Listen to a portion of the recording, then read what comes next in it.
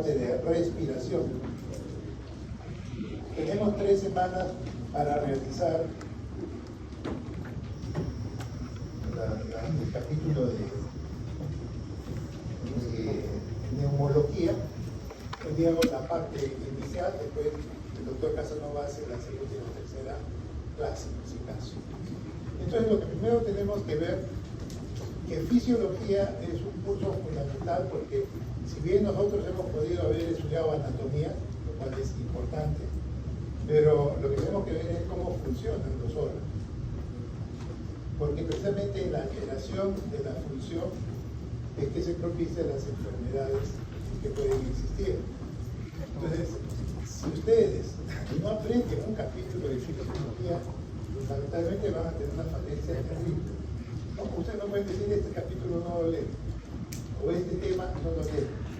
A pesar que sintetizábamos nosotros los cursos, pero en realidad siempre cada vez hay que leer más.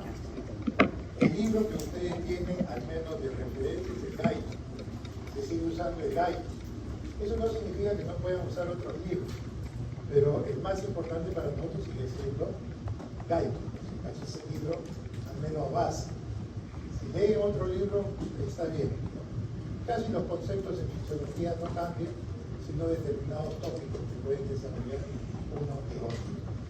Entonces, para poder nosotros establecer, al menos en lo que se refiere a la parte fisiológica, nosotros lo que tenemos que ver es irnos y centrarnos hacia la parte anatómica. Entonces, a ver, doctora, ¿cómo usted entiende la respiración? Ingresa el aire nada más. Lo que vamos a querer es que nosotros podamos captar algunos gases, que es más importante para nosotros, es el oxígeno, y poder eliminar el CO2. Eso es lo que finalmente nosotros tenemos que hacer. Lo que tenemos que realizar es esa captura del oxígeno, que es importante, y lógicamente eliminar el CO2, que es el elemento más importante en el organismo, que si se acumula también genera una serie de efectos deleterios. Entonces, la respiración es eso, es poder captar, en este caso, el oxígeno, y por otro lado, liberar el CO2. ¿A qué niveles podemos hacer esa respiración? ¿A qué nivel? A nivel de los alvéolos, o sea, a nivel pulmonar, claro. Nosotros podemos hacer ese intercambio gaseoso. Captamos el oxígeno y liberamos el CO2. ¿Y dónde más podemos hacer ese intercambio? ¿Riñones? Claro, puede ser en los capilares, o sea, en los tejidos. En los tejidos también, ¿qué hacemos? Captamos el oxígeno y liberamos el CO2. Entonces, la respiración lo vamos a tener en ¿cuántos niveles? Dos. ¿Cuáles serían? Alveolar y tejidos. ¿Ah? Claro, uno será a nivel de los pulmones, o de los alvéolos, como quieran decirlo, y el otro será a nivel tisular, los tejidos, ¿no? Entonces tenemos dos tipos de respiración. Los dos es el mismo proceso, captamos el oxígeno y liberamos CO2, pero lo hacemos en dos niveles distintos. Entonces lo primero que vamos a tratar de ver es que nosotros captamos del medio ambiente el oxígeno y vamos a liberar el CO2. Pero para eso nosotros tenemos lo que es el aparato respiratorio. ¿Sí? ¿Qué es un aparato, doctor? Eso es sencillo. Un conjunto de órganos.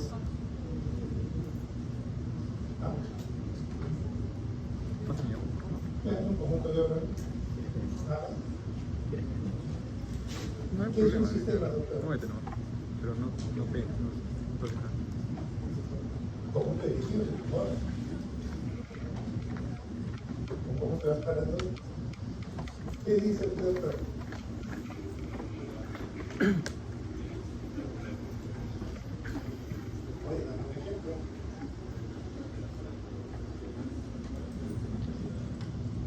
Pero ¿es sistema o aparato respiratorio? ¿Qué es aparato respiratorio? ¿Por qué sería sistema? ¿Por qué sistema? ¿Por qué no es un aparato respiratorio? Pues al revés. Tiene que ver algo con fisiología, casi algo para este, ¿no? Es un sistema respiratorio. Es el conjunto de órganos y funciones. Algo me suena fisiológico. No hay fisiología, no hay ¿cómo está? Por ejemplo, el sistema nervioso. ¿El sistema nervioso puede ser un aparato? No, pues. Siempre es sistema nervioso. ¿Y por qué? ¿Ah? Porque donde ustedes vean siempre van a encontrar lo mismo. Sistema nervioso bastante constituido por las neuronas, la glia y todo eso, pero siempre van a encontrar lo mismo. Cuando ustedes ven, por ejemplo, la boca con el estómago, ¿son iguales? No. Son órganos totalmente diferentes con funciones distintas. Entonces, cuando ustedes tienen un conjunto de células, formamos ¿qué cosa? Un conjunto de células, ¿qué forma? Tejido. Un tejido. Y si yo agrupo un montón de tejidos, ¿qué cosa voy a formar, doctor? Un órgano. Si esos órganos son diferentes, voy a formar ¿qué cosa? Sistema. No, un sistema no, pues, un aparato. Aparato digestivo, aparato locomotor, pero si junto órganos que son semejantes, que tienen el mismo tipo de tejido, lo que vamos a tener es ¿qué cosa es? Un sistema. Ese niño de la salud, oiga, eso ni siquiera es universidad. Vamos a ver eso. Acá en la parte de lo que es el aparato respiratorio, tenemos, por ejemplo, las fosas nasales, tenemos la tráquea, que en nada se parecen a los alveolos. Por eso es que esto finalmente es un aparato como tal. Y este aparato lo dividimos en dos partes. La parte más importante de este aparato respiratorio, ¿cuál es? ¿Ah? La Lo parte más importante. ¿Ah? Lo más importante del aparato respiratorio. Los pulmones, pues. Lo más importante son los pulmones, porque ahí se va a producir el intercambio gaseoso que estamos diciendo. Pero para que el aire entre hasta allí, el aire tiene que desplazarse. Y tiene que ingresar a través de ¿qué cosa? De una vía respiratoria. Entonces, el aparato respiratorio tenemos que dividir en dos partes. Lo más fundamental, lógico, son los pulmones, son los alveolos. Pero el aire no entra de frente allá, tiene que ingresar a través de una vía que le permite no solamente que el aire entre, sino también que salga. Entonces, esos son conductos que van a permitir que el aire ingrese hacia los pulmones. Eso tiene importancia, sí, porque si yo tuviera problema nasal, digamos, cornetes hipertróficos, etcétera, etcétera, yo no voy a poder respirar bien. Pero mis pulmones están sanos. ¿Dónde está el problema? En la vía respiratoria. Entonces, si bien el punto más importante son los pulmones, también las vías respiratorias cumplen su rol, que va a permitir que ingrese los gases y salgan. Entonces, vamos a tener dos partes, las vías respiratorias y lo que viene a ser los pulmones. Muy bonito. Entonces, las vías respiratorias, como están ahí, empiezan en las fosas nasales, ¿sí? Entonces, las fosas nasales. Dígame, doctor, ¿el aire debe ingresar por la nariz o por la boca? ¿Por qué? La nariz humidifica, limpia. Bueno, pues una pregunta. ¿Qué más? Humidifica. ¿Qué más pasa en la nariz? Si le dan un golpe en la nariz, ¿qué pasa? ¿Ah? ¿Sangran un montón o no? Sí, ¿por qué sangran un montón? Porque tienen mucha vasculatura. ¿Y para qué sirve eso? La calidad del aire. Entonces, una persona que respira con la boca abierta, ¿está respirando qué tipo de aire? Frío. Y después dice, oiga, yo sufro de los bronquios, pues porque está respirando aire más frío. Pero las personas respiran más por la nariz o por la boca. ¿Por qué? ¿Ah? Instrucciones nasales. ¿Por qué? Exceso. Porque es más fácil. Ah, Por la nariz hay mucha resistencia. El aire tiene que pasar contra mucha resistencia y nuestro organismo es un organismo flojo. Uno busca hacer el menor esfuerzo posible. Aprende que abriendo la boca, pues fácilmente entra el aire. No puede hacer daño, pero es mucho más fácil. Y está dado por la resistencia. La resistencia de la vía respiratoria en las fosas nasales hace que el aire no pase tan rápido.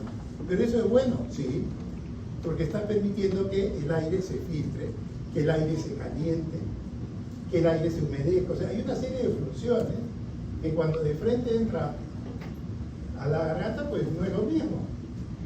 Entonces es muy importante poder ver que cada una de esas estructuras tiene su razón de ser.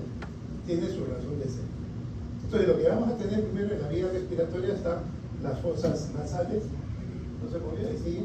Después lo que vamos a tener es la faringe, se continúa con la laringe, la tráquea, y la tráquea se bifurca, ya eso ustedes lo ven por anatomía, y se divide hasta los bronquios o bronquiolos terminales. ¿Estamos? Los bronquiolos terminales, que llegan hasta la división decimosexta, hasta ahí. Hasta ahí. Después de los bronquiolos terminales, se continúa ¿con quién?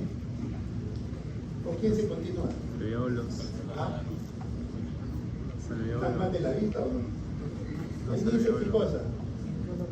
¿Ah? Bronquiolo respiratorio arriba. Allá. ¿Lo vemos o no? Esto que es el acino pulmonar o el oblío pulmonar, ¿en dónde empieza? En un bronquiolo respiratorio. ¿Cuál es la diferencia entre ese bronquiolo respiratorio y el bronquiolo terminal? ¿Ah? Que allí puede haber qué cosa en el respiratorio, intercambio gaseoso. En cambio, todo esto qué cosa es, vía respiratoria. Acá no se puede intercambiar oxígeno, o sea, nada, porque es vía. Pero a partir del bronquiolo respiratorio, ¿qué división es el bronquiolo respiratorio? ¿Qué división? ¿Qué número?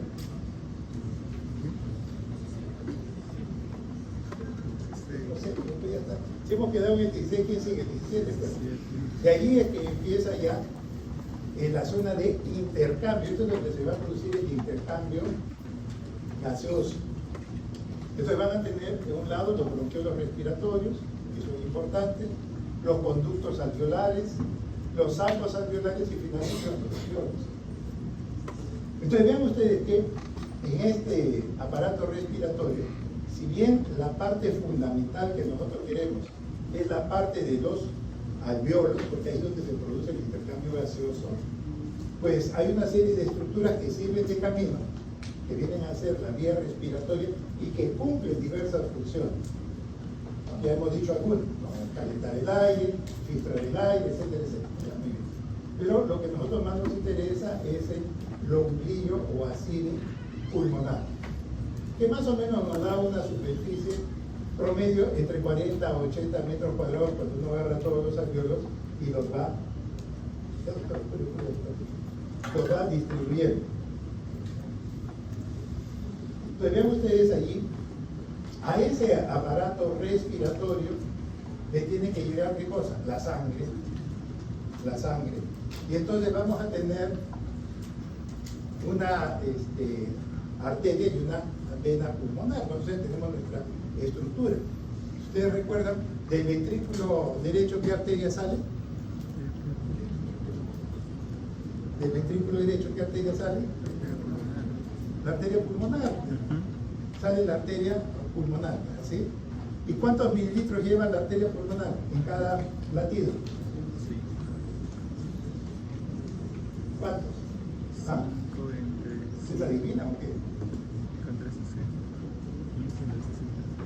¿Cuánto bombea el ventrículo izquierdo al derecho? De un latido normal.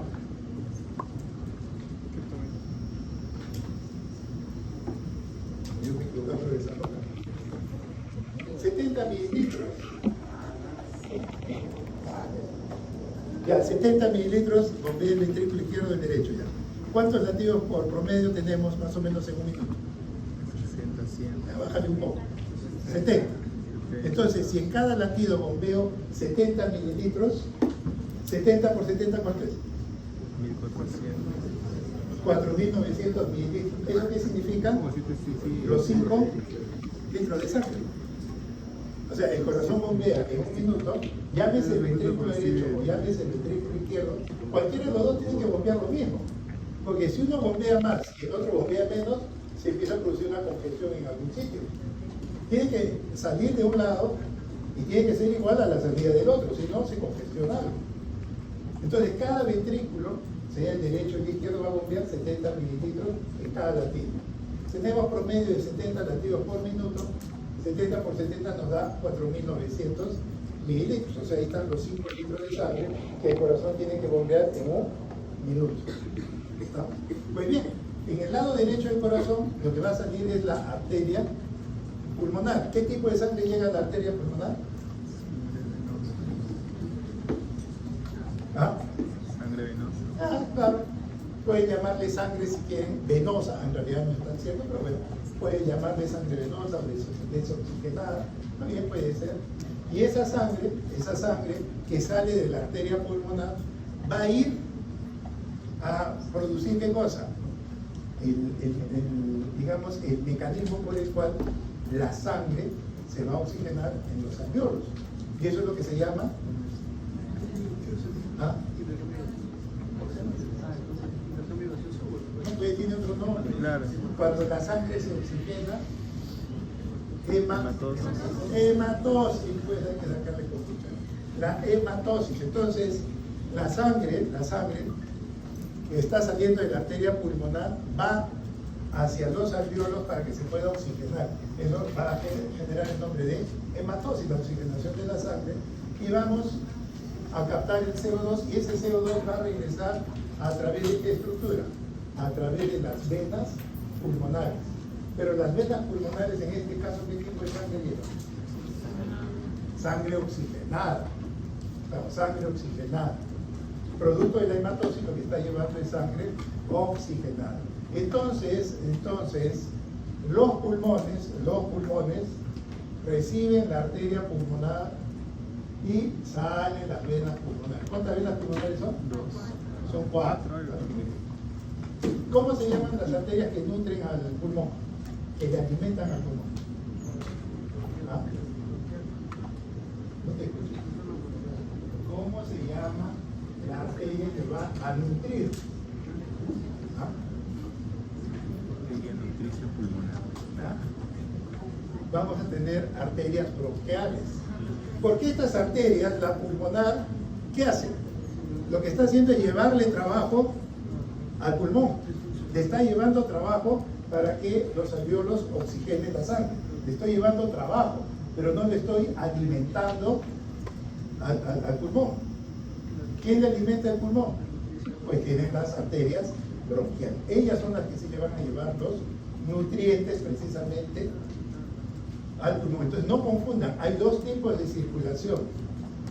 La circulación que va a ser funcional, que está a cargo de la arteria y de las venas pulmonares, que es muy importante, ¿sí? Porque ese es el trabajo que hace el pulmón, hematosis.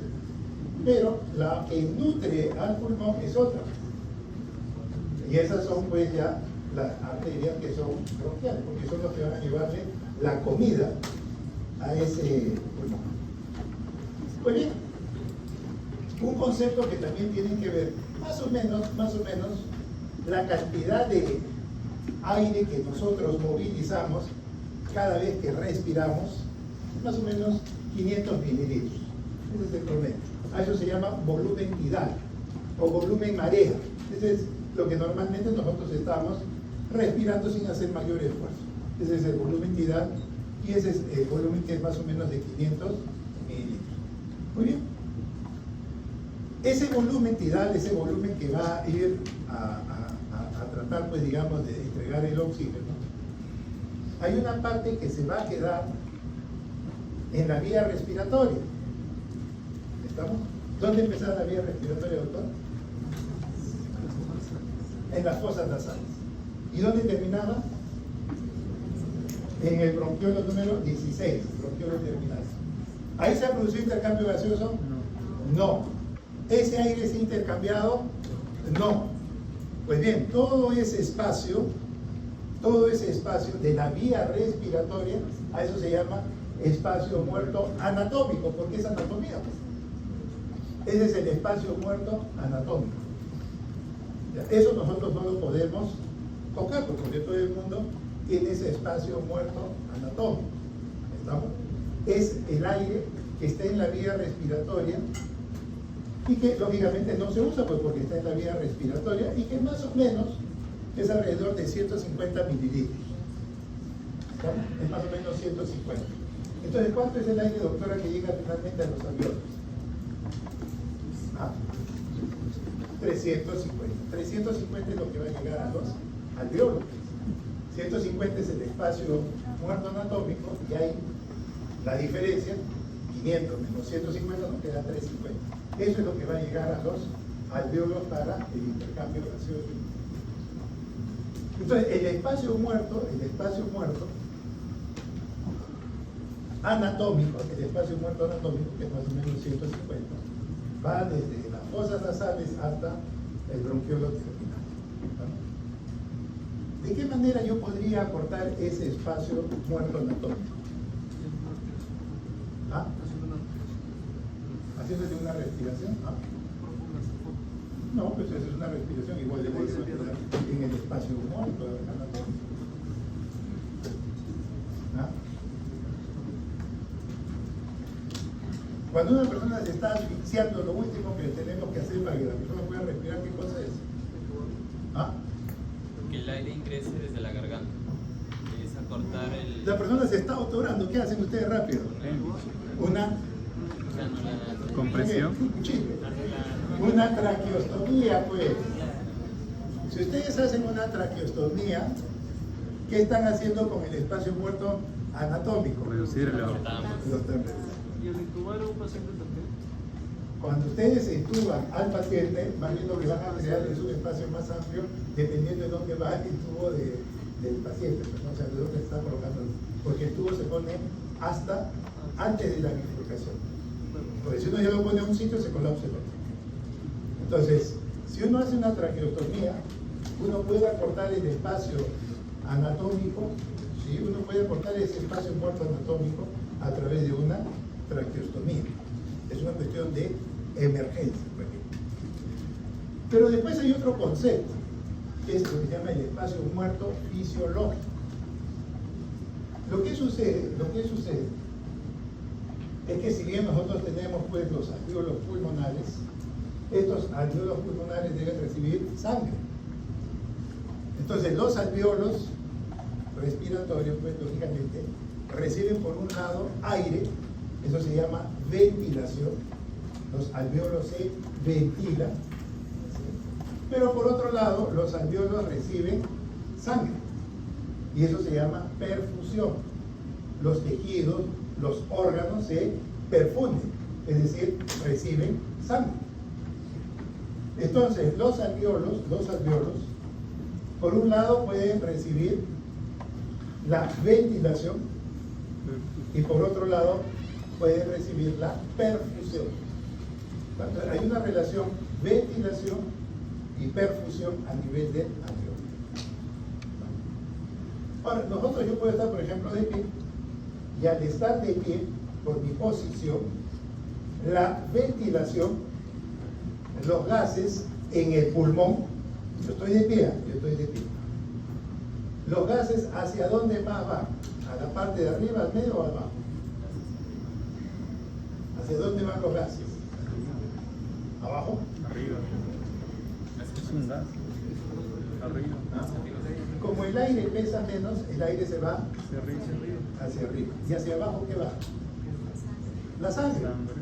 O sea, lo que les quiero decir es que las partes superiores van a estar mejor ventiladas, pero no perfundidas. No digo que no se perfunda, estoy diciendo se ventilan más que lo que se perfunde. Y la parte inferior de los pulmones, por efecto de la gravedad, ahí se va la mayor cantidad ¿de qué? ¿De aire? Sangre. De sangre. Entonces la parte inferior de los pulmones más bien se ventilan menos Pero y se perfunde más. Entonces vean ustedes que la relación ventilación-perfusión no es pareja. Una cosa es estar de pie y otra cosa también es estar en decúbito. Porque el decúbito ya no va a ser el ápice, lo que está arriba. Ahí voy a tener lo que está encima y lo que está debajo. Cambia la posición. Y lógicamente, sentido común, la gravedad hace que la sangre vaya hacia la parte inferior y que la ventilación vaya a la parte superior.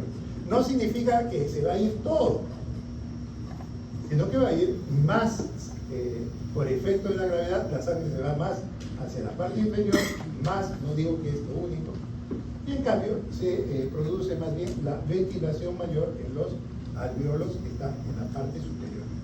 Conclusión, la ventilación y la perfusión no es homogénea. No es homogénea. Hay sitios mejor ventilados y hay otros sitios que pueden estar mejor perfundidos. Y deben haber sitios ideales. Se ventilan y se perfunden bien. ¿Estamos? Pero bueno, ¿eso qué nos va a traer? De que van a haber sitios en donde precisamente se ventila, llega los gases, pero no llega la sangre. ¿Se producirá intercambio gaseoso? No. ¿Ah? No, pues si no hay sangre, ¿con qué va a ser intercambio gaseoso? Entonces, ¿ese aire se usa o no? No se usa. Entonces pasa a ser lo que se llama el espacio muerto fisiológico. El espacio muerto fisiológico son alvéolos que están ventilados pero no perfundidos. Están ventilados pero no están perfundidos. Entonces, como ese aire no se utiliza, no hay intercambio gaseoso. A eso es lo que se llama el espacio muerto fisiológico. Uno es el anatómico y otro es el fisiológico. Porque eso va a depender de la función del cuerpo. Las ventilaciones y las perfusiones, dependiendo de lo que yo esté en determinada posición o haciendo determinado tipo de actividad, cambian. Por eso se llama espacio muerto fisiológico. ¿Estamos? Entonces, ¿debería existir el espacio muerto fisiológico? En teoría no debería existir, porque todo debería ser equilibrado. Esa es la teoría. En la práctica sí hay. En la práctica sí hay ese tipo de desequilibrio. Pues eso es algo que existe normalmente, pero que en teoría no lo deberíamos considerar, pero es lo real, ¿no? Entonces, eso es lo que tenemos que ver en relación a la ventilación y a la perfusión. Entonces, si bien lo más importante del aparato respiratorio es lo que viene a ser el intercambio gaseoso entre oxígeno y CO2, el aparato respiratorio también cumple otras funciones. Lo que decían antes, puede filtrar el aire, sí, efectivamente. Las fosas nasales sirven para filtrar el aire. La nariz está bien irrigada, por eso un golpe en la nariz sangra uno bastante. ¿Por qué? Porque allí esa irrigación permite que se produzca el calentamiento del aire, no es el aire frío. Entonces es muy importante la irrigación. Entonces, eso ayuda lógicamente a calentar el aire. Por otro lado, también el aparato respiratorio sirve como un medio para que entre y salgan los diferentes gases que tenemos. Proporciona oxígeno al torrente sanguíneo, sí, efectivamente lo que se llama el proceso de la hematosis. Brinda el oxígeno necesario para la respiración celular, sí, ya también hemos dicho, hay dos tipos de respiración.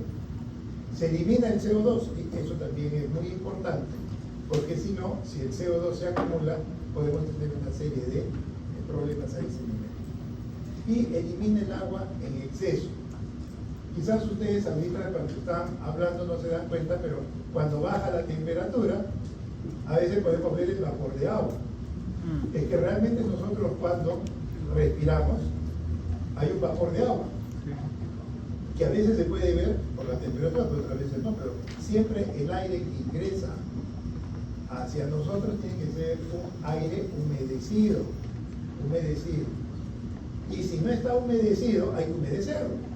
Entonces, cuando se usan los balones de oxígeno al paciente, ¿qué tenemos que ponerle?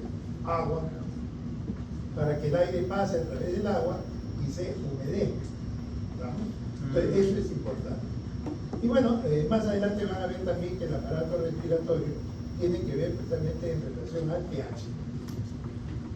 Acidosis respiratoria, alcalosis respiratoria, ahí participan también los pulmones. Entonces vean ustedes que, como hemos estado mencionando, hay dos tipos de respiración. La respiración pulmonar, que es la que se produce a nivel de los alveolos, que es la parte de la hematosis, y después vamos a tener la respiración celular. Cualquiera de las dos sigue siendo pues importante, ¿no? Son dos partes de lo mismo. Muy bien. Ahora, cuando nosotros estamos viendo las funciones del aparato respiratorio, que nos vamos, fundamentalmente lo que vamos a desarrollar es el intercambio gaseoso, pero recuerden también que a nivel de toda la vía respiratoria están interviniendo otros procesos. Por ejemplo, la fonación tiene que ver mucho precisamente con la vía respiratoria. Esto tiene que ver también con lo que se refiere a la regulación de la temperatura corporal. Entonces, el aparato respiratorio tiene varias funciones. Pero lo que más nosotros debemos, digamos, dirigirnos es a la parte de la ventilación pulmonar.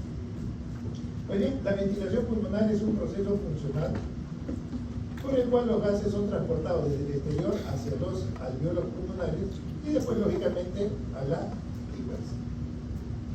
Entonces, estamos hablando de la ventilación, estamos movilizando aire para que finalmente esto genere un intercambio gaseoso, que es la respiración. Pero recuerden que la ventilación es una parte de todo este proceso. Otra parte es la hematosis, es la respiración como tal pulmonar, sí que eso es una parte. Pero nosotros tenemos que ver que esto tiene una primera parte que es la ventilación. Es el movimiento del aire hacia los alveolos y también de los alveolos hacia afuera. Entonces, esa es la parte ventilatoria. Como les decía, más o menos nosotros tenemos que el volumen tidal, el volumen de aire corriente, es alrededor de 500 mililitros, más o menos 500 mililitros por respiración. Más o menos debemos respirar con un promedio 12 veces, ¿no es así? ¿Cuánto dura el ciclo respiratorio? 16 segundos, 20 segundos. ¿Cuánto dura el ciclo respiratorio? ¿Dura lo mismo la inspiración que la expiración? No. Ya, ¿cuánto es entonces? ¿Ah? 5 segundos, más o menos puede ser. La inspiración dura 2 y la expiración dura 3 segundos. O sea, como promedio tenemos más o menos 5 segundos. Entonces, en 60 minutos, más o menos, ¿cuántos ciclos respiratorios debemos tener? 12 más o menos.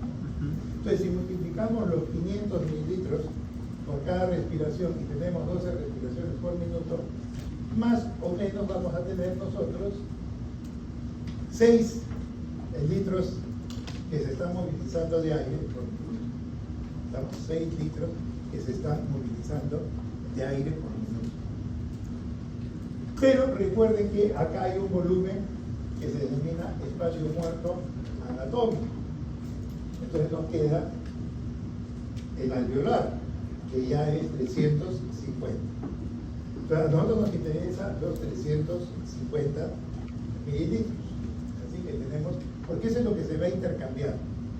Esos 350 multiplicados por 12 respiraciones nos dan más o menos que tenemos nosotros 4 litros por minuto de aire a nivel de los alveolos. ¿Estamos? Entonces, a los alveolos más o menos le va a llegar alrededor de 4 litros de aire, ¿no? ¿Y cuántos de sangre? 5 litros. 5 litros. Entonces, la relación ventilación-perfusión, ¿cuánto debe ser? 4 entre 5. ¿Cuánto es eso? 0.5. La relación ventilación-perfusión es promedio 0.8. ¿Por qué? Porque vamos a tener más o menos, y ahí está, 4 litros que están en los alveolos. Eso es lo que nos interesa. No me interesa tanto lo del espacio muerto anatómico. A mí más me interesa la parte alveolar. Entonces yo tengo 4 litros que están movilizándose en los alveolos. ¿Pero cuánto llega de sangre a los alveolos? 5 litros por minuto. 4 entre 3, 5, 0.8. Y ustedes van a ver que esa constante de 0.8 se repite un montón de veces en la parte respiratoria. Entonces, tiene que haber una relación a ese nivel.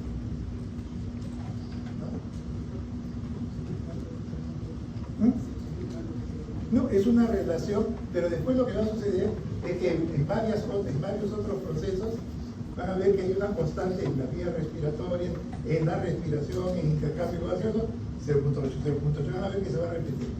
Pero esto es una división nada más. Es muy importante saber cuánto se ventila y cuánto se perfunde. Porque, por ejemplo, si el alveolo se ventila bien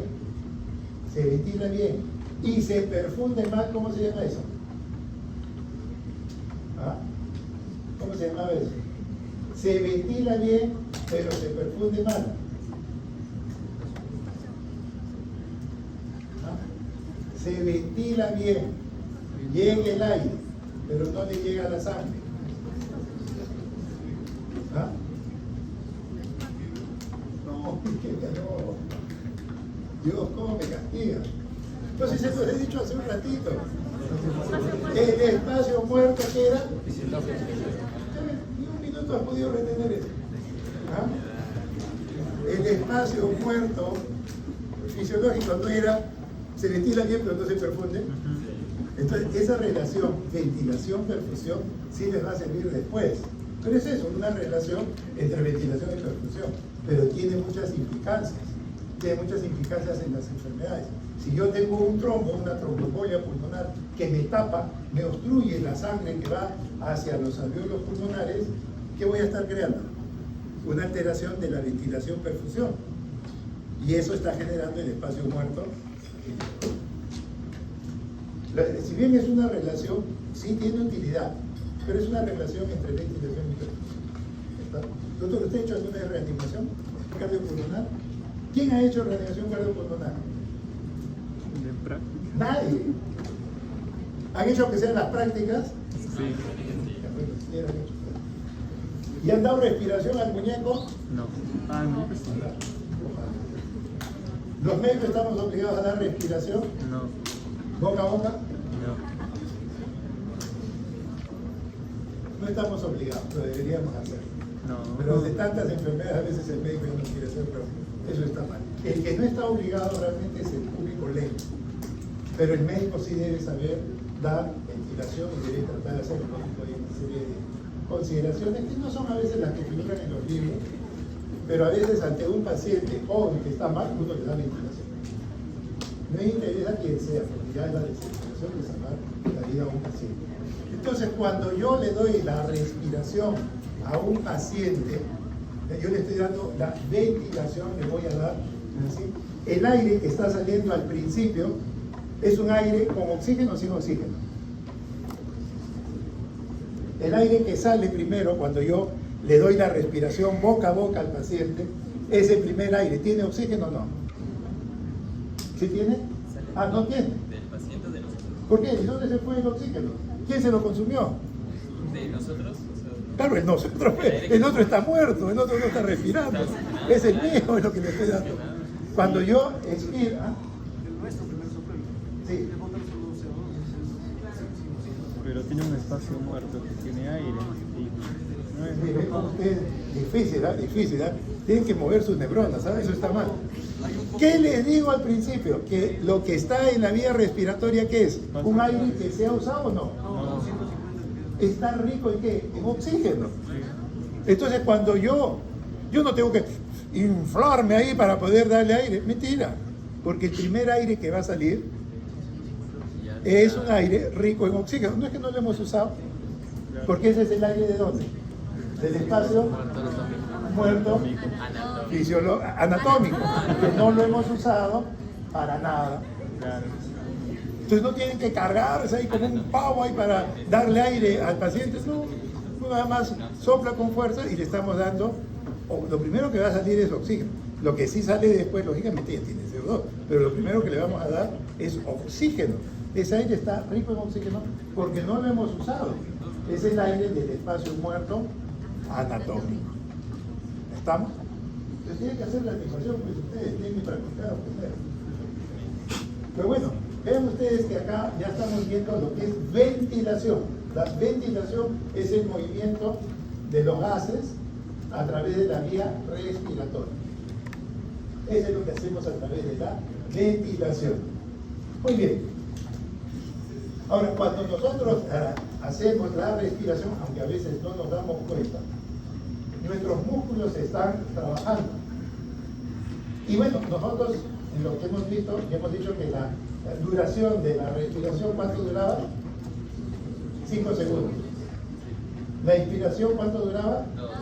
Y la expiración dura 3. ¿Sí? ¿Y por qué la inspiración dura 2 y la expiración 3? Porque hay más oxígeno para botar, porque se quedó en el espacio anatómico, pues en el espacio muerto anatómico. Me parece muy bien tu deducción, pero no es la respuesta. ¿Quién se le ocurre algo? Para inspirar, nosotros hacemos un esfuerzo. Es un fenómeno activo. La expiración es un fenómeno pasivo. Por eso es que demora más, pues. El otro es activo. Porque hacemos que todos nuestros músculos trabajen. En cambio, la inspiración es un fenómeno pasivo. Entonces ya es una cuestión que por diversos mecanismos ya la respiración, cuando ya entra en la etapa de expiración, ya es pasivo. Entonces, en la inspiración tenemos que gastar energía, tenemos que hacer que los músculos inspiratorios funcionen. ¿Cuál es el principal músculo inspiratorio? El diafragma. El diafragma es el principal músculo y que tiene una posición especial entre lo que es tórax y abdomen. Entonces, el abdomen generalmente tiene más presión, el tórax tiene menos presión. Entonces, ¿qué va a suceder en el reposo? En el reposo, en el abdomen tenemos más presión, en el tórax tenemos menos presión. El diafragma es un músculo plano, pero como hay mucha presión en el abdomen, ¿qué hace al diafragma? Hace que este adopte una posición de músculo.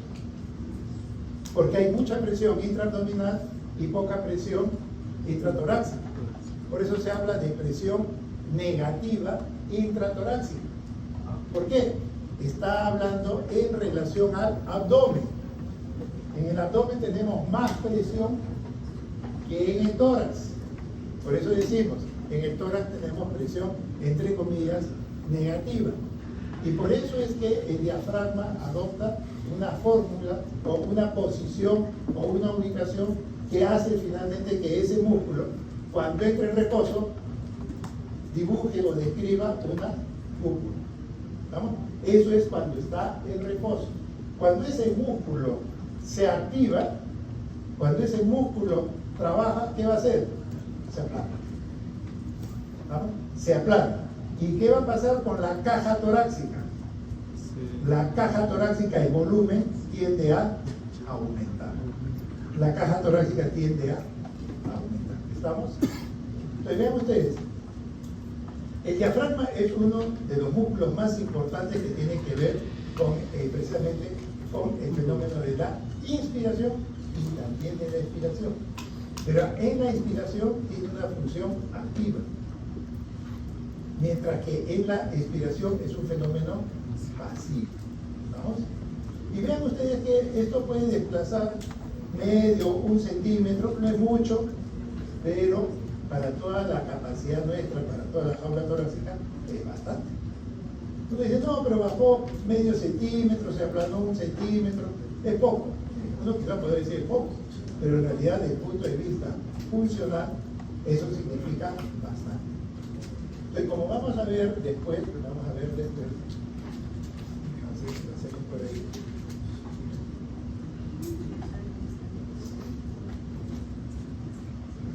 Hay una ley que se llama la ley de Boyle. Eso vamos a ver en un ratito. La ley de Boyle. ¿Qué dice la ley de Boyle? ¿Alguien ha revisado el de Boyle? Física. Boyle mayor. Nada. ¿El Esa doctor House, física. ¿no han visto el capítulo de Boyle?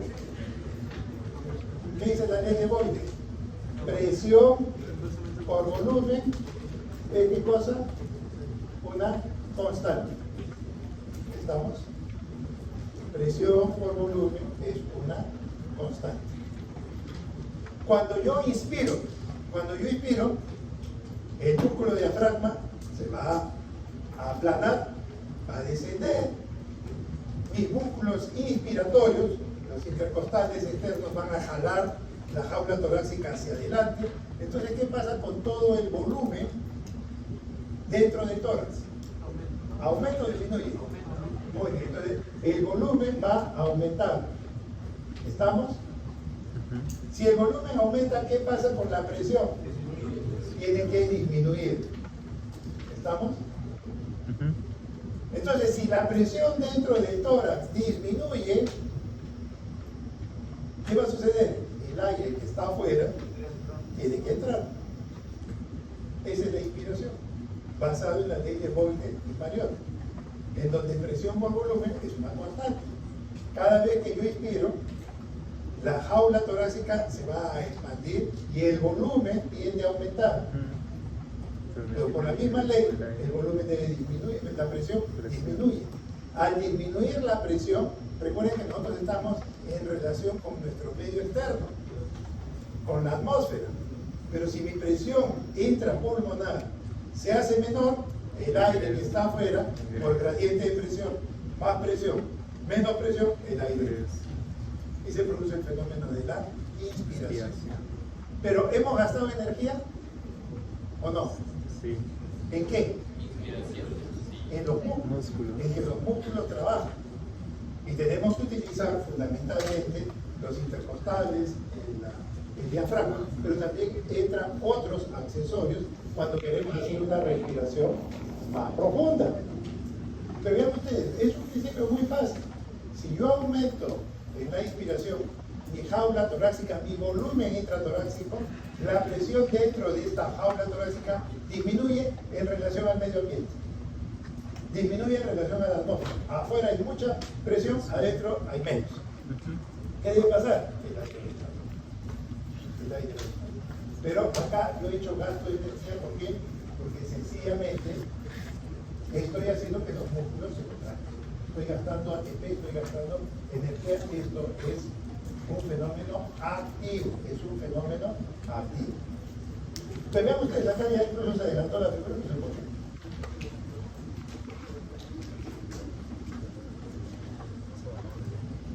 ¿Qué? ¿Vas a sacar algo? ¿Vas a sacar algo? Por acá estamos. En cambio, la expiración, ya hemos dicho que la inspiración es activo, se gasta energía. La expiración es un fenómeno pasivo.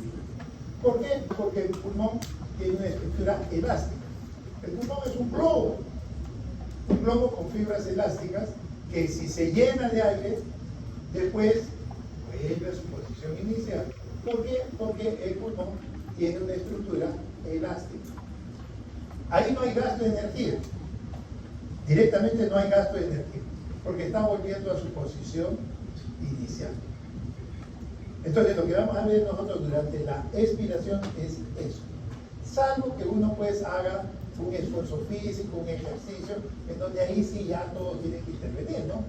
Tanto en la inspiración como en la expiración. Pero en forma de reposo, el fenómeno activo es la inspiración y la expiración es un fenómeno más bien pasivo. ¿Estamos? Entonces vean ustedes, ahí están las explicaciones, la ley de Boyle-Mayor, por el cual el aire tiene que ingresar. ¿Por qué? Porque la presión intratorácica se hace más negativa que el medio ambiente. Y los gases se mueven, el aire se mueve de más presión a menos presión. ¿Qué sucede en la expiración? Cuando ya todo vuelve a su normalidad, nuevamente el diafragma ya no se contrae, el diafragma se va a elevar. El diafragma se eleva. Los pulmones se desinflan por su elasticidad. Entonces, la parte de del volumen intratorácico,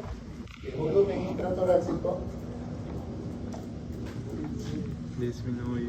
el volumen intratorácico, ¿qué va a suceder ahora? Disminuye. ¿Aumenta o disminuye? Disminuye. Ahora más bien este disminuye. Y por la ley de Boyle-Mariot, ¿qué debe pasar entonces con la presión? Incrementa. Dentro del pulmón. Debe aumentar. Y este aumenta en relación a quién? Al medio atmosférico. Tengo mucho adentro y poco afuera. No, ya. Entonces, ¿qué tiene que hacer ahora? Respiración. ¿No? Entonces, ven ustedes, esto es, la ley de Boyle-Mariot determina el movimiento del aire. Y ese movimiento del aire, ¿qué cosa es? La ventilación, que va a asegurar que el aire ingrese para un intercambio gaseoso y que después también tiene que sacarlo. Entonces, esa es la ley de Boyle-Mariot. ¿Estamos? ¿Qué otra ley más hay? Aparte de la de Boyle. En gases. ¿Qué otra ley? La ley de la motocicleta, del Sí, lo va a hacer. Nada, no ley. Bahía. ¿No? ¿Por qué? Oiga, hemos quedado, dijeron eso, que Oye, todos iban a venir ¿Qué te ha leyendo. tocado? No en la siguiente clase, creo que esto es un examen. Sacado. En algunos sitios, no acá, lógicamente, el profesor dice, ¿hay alguna pregunta? No, no hay preguntas, ya se acabó la clase. Porque después que ustedes han leído, lo que tienen que compartir al profesor es preguntas. Pero si no han leído, lógico, no van a poder tener mayor participación. La idea es que vengan leyendo. No les digo que lean todo el gaito, pero lean algo para más o menos poder más o menos. Hemos sido oficios prácticamente. Bueno, entonces esto es lo que estamos viendo, la parte de la inspiración y la expiración. Entonces, porque las imágenes de pasan ¿Cuánto todas llega? están. Mañana toca SEM y trata 1. Pero ya lo fundamental es que vemos, la inspiración es un proceso activo y la expiración es un proceso pasivo. Eso que va a determinar el movimiento de volúmenes de aire, es decir, lo que es la ventilación. Y de esa manera aseguramos que llegue el aire hacia los alveolos. ¿Estamos? Ahora, lógicamente, dentro de todo esto se manejan una serie de principios de la física. Porque entra uno, por ejemplo, estábamos viendo la ley de Boyle-Mariot, después hay otro, la ley de Isaac, etcétera, la ley de Henry, todas esas leyes que hay. Pero nosotros vamos a usar solamente la de Boyle ahora, porque es la que tiene que ver con el movimiento de la ventilación, ¿no? Lo que estamos utilizando ya. Entonces, ¿qué sucede? Bien, la presión dentro de los alveolos, porque todo el aparato respiratorio, todo está conectado con el medio ambiente y maneja presiones. No piensen que la persona abre la boca y no hay nada. No, lo que pasa es que nosotros tenemos un volumen, hay vapor de agua, otros medios que están en todas las vías respiratorias y que están funcionando cada uno de ellos. Entonces, el motivo por el cual la inspiración y la expiración duran diferente es que dijimos, la inspiración es un fenómeno de qué tipo? Activo, y la expiración es un fenómeno pasivo, ¿no? Eso es en forma general, pero también se producen gradientes de presión. Hemos dicho que cuando la persona inspira, la presión intratorácica empieza a disminuir. Entonces, por eso es que la presión dentro de los alveolos va disminuyendo. Y disminuye más o menos un centímetro de agua. Uno dice poco, ¿no? Es bastante para nosotros. Y eso va a permitir, ¿qué cosa? Que se muevan los 500 mililitros, que es el volumen viral. Eso se tiene que movilizar. Tanto para ingresar y después en la expiración, lógicamente la presión dentro del alveolo, ya dijimos, aumenta. Al aumentar en relación a la atmósfera, va a ser que se expulse. ¿Y cuánto hay que expulsar, doctor? Si entró 500. ¿Ah? Lo mismo, pues. ¿Por qué? Porque si ustedes Ingresa mucho y sale poco, se queda atrapado en sí. Eso se puede llamar enfisema pulmonar, pero ahorita estamos viendo de las personas sanas. Entonces, si entran 500 mililitros, ese volumen tirar tiene que salir ¿cuánto? 500, pues, para mantener el equilibrio. Eso es lo que debemos tratar de hacer, de mantener el equilibrio. Muy bien. Y ya sabemos que de los 5 segundos, 2 es para la parte inspiratoria y 3 para la expiración. Ahora, el pulmón funciona como un elástico. Funciona como un elástico porque tiene estructura elástica. Entonces, hay un principio de física que se utiliza para esto, es la ley de Hooke, que tiene que ver con precisamente estructuras que son elásticas. Si yo quiero, por ejemplo, a un resorte estirarlo, ¿sí? Yo quiero estirar este resorte, yo tengo que ejercer una presión. Y esa presión va a determinar ¿qué cosa? Que la longitud de ese resorte cambie. Si yo le pongo mucha presión, de repente el resorte se estira bastante. Entonces ven ustedes que esta ley lo que dice es que la fuerza, F que está allí, es directamente proporcional al cambio de longitud del resorte. O sea, lógico, pues, si yo le pongo mucha fuerza, pues yo voy a hacer que el resorte se estire bastante. Pero eso va a depender también de qué otra cosa, del tipo de resorte. Va a depender del material. Entonces ahí va a haber una constante, es una constante que lo determina el material del resorte. Entonces esta ley de Hooke lo que dice es que la fuerza que yo voy a ejercer para generar este cambio de longitud en el resorte también va a depender de la calidad, del tipo de material que tengamos del resorte. No puede ser igual una estructura de acero que otra estructura que sea más maleable. Eso es fácil de entender. Bueno, eso aplicado al pulmón, ¿cómo podemos decirlo? Pues acá lo que yo voy a hacer es que yo tengo que ejercer presiones, manejo de volúmenes, manejo de presiones, ¿estamos? Entonces yo lo que voy a decir, aplicando esta ley de Hooke al pulmón, yo lo que voy a determinar es que yo, dependiendo de mi gradiente de presión, voy a generar que el resorte se estire. Sí, pero no estamos hablando de resorte, estamos hablando de pulmón. Entonces, dependiendo de la presión que yo ejerza sobre el pulmón, ese pulmón se va a expandir. No se va a expandir, es decir, se va a llenar de aire. Es lo mismo, pero aplicado acá. Lógicamente también esto tiene una constante, y la constante lo va a dar la rigidez del pulmón. Igual que un acero que es rígido, el pulmón también tiene una rigidez. Tampoco piensen que el pulmón es solamente un globo, tiene cierto grado de rigidez. Aún así, si fuera un globo, cuando ustedes soplan, tienen que hacer un esfuerzo, porque tiene una rigidez. Hay elasticidad, pero también hay rigidez. Entonces, ¿qué es lo que vamos a ver acá? Que dependiendo de la presión, si yo le pongo mucha presión, si la gradiente de presión es muy alta, lógicamente el volumen de aire que va a entrar es mayor. Pero va a depender de qué cosa, de la, en este caso, de la rigidez de quién. ¿Me sigue o no? Sí. ¿La rigidez de quién? No.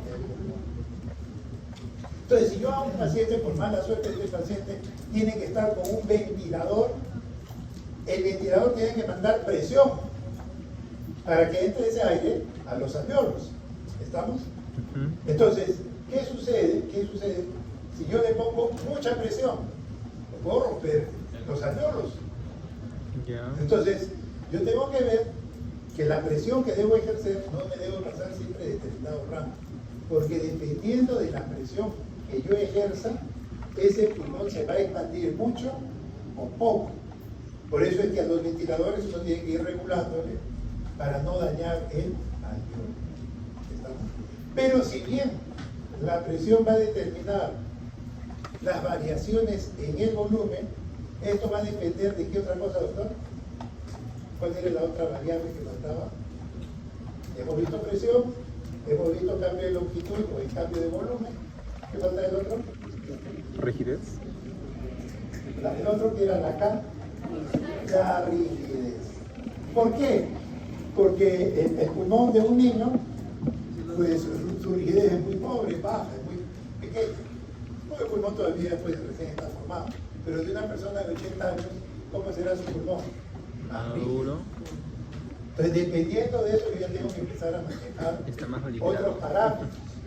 Entonces, la fuerza que yo quiero darle para que entre el aire es importante porque no debe ser mucha, porque puedo dañar el pulmón, pero también va a depender esa fuerza que yo le quiero dar en relación a la rigidez. ¿Qué tan duro está el pulmón? En personas jóvenes, el pulmón va a ser muy fácilmente distensible, pero en gente ya mayor y empieza a haber una mayor rigidez. Entonces vean ustedes que es muy importante entender que la elasticidad en el tiempo, ¿qué pasa con los elásticos en la ropa? No funcionan, pues empiezan ya poco a poco a deteriorar. Poco a poco el pulmón pierde su elasticidad. Y si pierde su elasticidad, ¿qué se va a convertir? Lo contrario de elasticidad, ¿qué es? Rigidez. Rigidez. Un pulmón Entonces, más cuando se rígido. es muy joven, hay mucha elasticidad y poca rigidez. Pero conforme nos vamos envejeciendo, la elasticidad se pierde y la rigidez aumenta. Son variables que nosotros tenemos que tener en cuenta. Entonces vean ustedes que de acuerdo a esta fórmula, porque no nos vayamos a perder, nosotros decíamos que la presión es directamente proporcional así, a la constante de la rigidez multiplicado por el delta de volumen del aire que estoy metiendo. De ahí lo que puedo hacer es despejar la constante de rigidez del pulmón. Voy a tener que la constante de rigidez es el delta de P entre el delta de volumen. O sea, la diferencia de presión entre la diferencia de volumen. Esa es la rigidez. Pero hay otro concepto opuesto a la rigidez que se denomina complacencia. ¿Estamos? Complacencia. Mi papá no es rígido, ¿qué es? Complaciente, te deja todo a todo. Complaciente.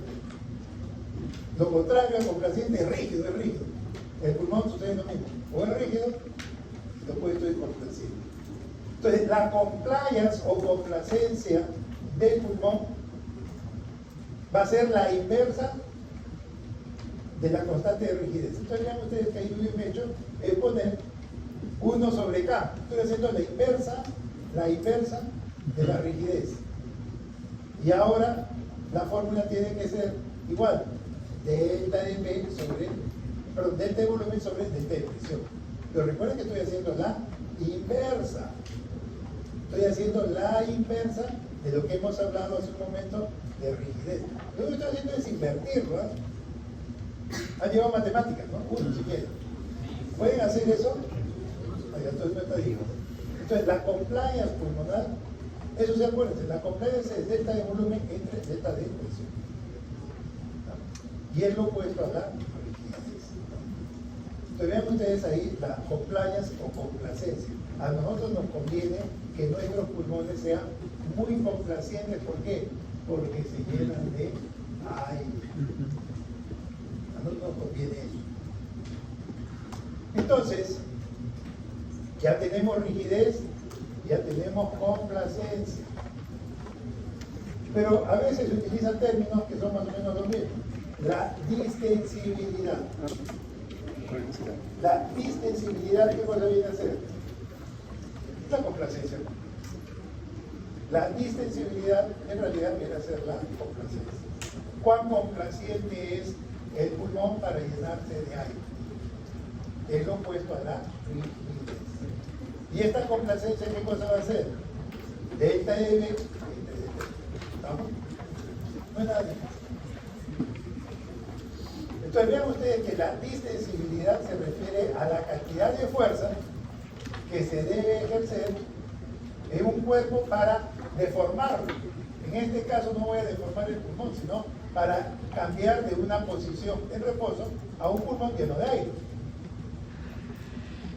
Entonces la distensibilidad es precisamente la fuerza que yo debo ejercer para que ese pulmón se llene de aire. Y se puede producir el fenómeno de la ventilación. Ya saben, distensibilidad y de la rigidez. ¿De qué depende de la distensibilidad? Primero, de las fuerzas elásticas del pulmón y de la tensión que existe en los alveolos pulmonares. Los alveolos pulmonares, todos los alveolos tienen que colapsarse, pero hay una fuerza que lo evita. Eso lo van a aprender en las siguientes clases, porque el organismo produce una sustancia que se llama surfactante. Eso lo van a aprender en la siguiente clase. Pero lo que les quiero decir es que las fuerzas que determinan cuán distensible, cuán complaciente es un pulmón, es primero la elasticidad. Y número 2, la tensión superficial que hay en los alveolos. No se olviden que los alveolos quieren colapsarse. Nuestro cuerpo no lo deja gracias al surfactante. Entonces, ojo, distensibilidad, la distensibilidad no necesariamente es sinónimo de elasticidad. Distensibilidad, ¿qué capacidad? La distensión, ¿qué capacidad de llenarse? La elasticidad es la capacidad de volver a su posición inicial. No confundan. Distensibilidad y elasticidad. ¿Cuán distensible? Es la capacidad que tiene el pulmón de llenarse de aire. Distensible. ¿Cuán elástico es? La capacidad de volver a su tamaño inicial. ¿Estamos? ¿Lo entienden? Sí. ¿Está claro o no? Sí. Distensibilidad y elasticidad son cosas diferentes. Distensibilidad es distender el pulmón. ¿Elasticidad qué es? Que el pulmón vuelva a su tamaño normal. ¿Estamos? Parcial, ¿no? ¿Está claro? ¿Les preguntan examen? No de este. Sí de todo. Tenemos lo mismo, pues, la distensibilidad y la elasticidad o elastancia. Distensibilidad o compliance, ¿no? ¿Es lo mismo distensibilidad o compliance, doctor? Sí, es lo mismo. Distensibilidad o compliance. Propiedad que permite el alargamiento o que el pulmón se llene de aire. ¿Qué cosa es elasticidad? Propiedad de un cuerpo para volver a su posición inicial, a reposo. Yo tengo que tratar de sacar el aire que está dentro. Esa es la elasticidad. Esa es la elasticidad. Entonces de ahí empiezan a aparecer estas imágenes, estas figuras que al final se van a terminar moviendo, pues si tienen la idea clara. Distensibilidad entre el aire. Elasticidad por la posición inicial. La distensibilidad es que cosa es el delta F.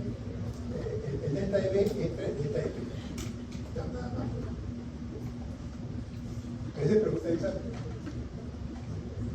Por si acaso, después no me digan, no he dicho. Delta EB entre delta F. Ya, pues más fácil. Pues no va a ser tan directo. Tengo que crear una situación para preguntar. Muy bien, entonces nosotros tenemos que en el pulmón hay unas envolturas que cubren al pulmón, que es la pleura, ¿sí? La pleura. Doctor, ¿la pleura duele o no? ¿Duele? Sí. ¿O es el pulmón lo que duele? ¿Lo que duele? Ni idea. ¿Ah? ¿El hígado duele? ¿O es la cápsula? ¿Cómo se llama la cápsula del hígado? Doctor House. Doctor House. No lo he mencionado. La cápsula. ¿Cómo se llama la cápsula de la vesícula? Vaya de su no leen ustedes, ya bueno. Entonces, el pulmón tiene una envoltura que prácticamente pues envuelve todo el pulmón y eso es lo que se llama la pleura. ¿Cómo se llama esa pleura? Que envuelve el pulmón. Visceral. Visceral. ¿Y la otra cómo se llama? Parietal. Sí lo saben, pero está ahí otra cosa. Es visceral, la que está en relación a la víscera, y el otro es hacia la pared. Entre los dos hay un espacio, ¿no? Interpleural.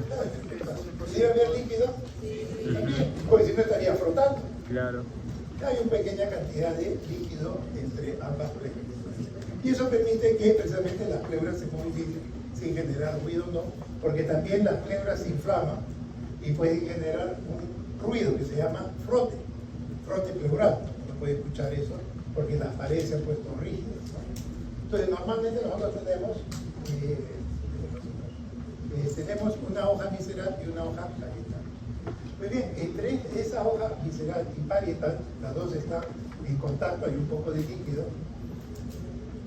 pero hay un espacio que hay allí que tiene una presión negativa y eso nunca cambia. Se puede hacer más negativa o menos negativa, pero no va a cambiar. Siempre va a existir un espacio. Y en ese espacio, porque si nosotros tenemos por acá que el pulmón jala, si quisiéramos referenciarlo, fuera la pleura de qué tipo? Visceral. Esa sería la Visceral. visceral.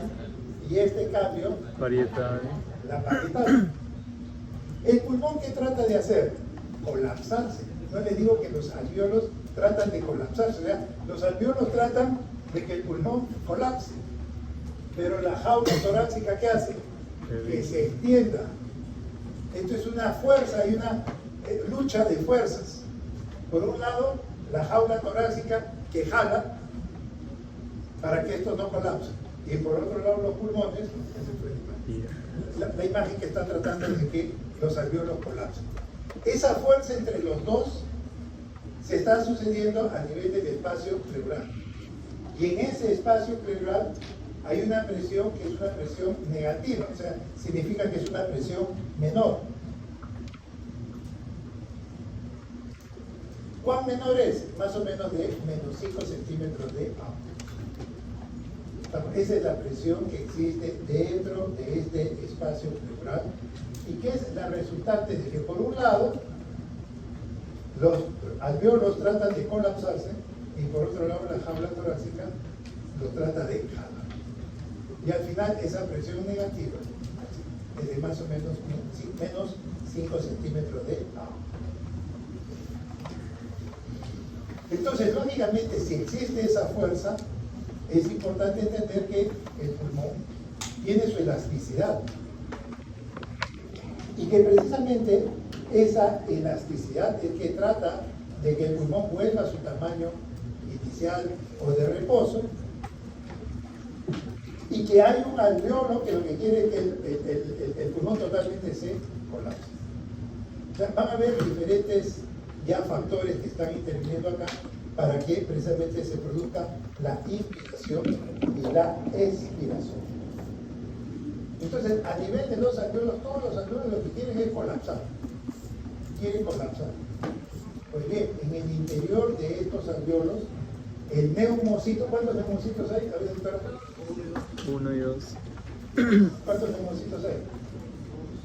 Doctora.